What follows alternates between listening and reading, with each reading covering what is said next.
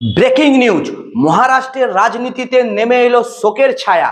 প্রাণ হারালেন মহারাষ্ট্রের উপমুখ্যমন্ত্রী অজিত পাওয়ার। আজ সকাল 9:45 নাগাদ বারামতি বিমানবন্দরে অবতরণের সময় দুর্ঘটনার কবলে পড়ে উপমুখ্যমন্ত্রীর প্রাইভেট বিমানটি।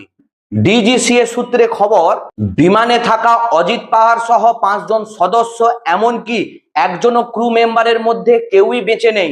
যান্ত্রিক ত্রুটির কারণে বিমানটি বারামতি বিমানবন্দরে অবতরণের সময়তেই ভেঙে পড়ে বলে প্রাথমিক অনুমান করা হচ্ছে। বারামতিতে জেলা পরিষদের নির্বাচনের জনসভায় অংশ নিতে যাচ্ছিলেন 66 বছর বয়সের ডাপুতে নেতা তথা মহারাষ্ট্রের উপমুখ্যমন্ত্রী অজিত পাওয়ার। কিন্তু গন্তব্যে পৌঁছানোর শেষ মুহূর্তেই সবকিছু শেষ হয়ে গেল।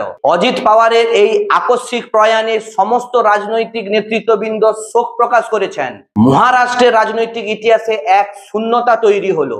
এই ঘটনা তথা অন্যান্য সমস্ত ব্রেকিং নিউজ পেতে আমার চ্যানেলটি অবশ্যই সাবস্ক্রাইব করে রাখুন।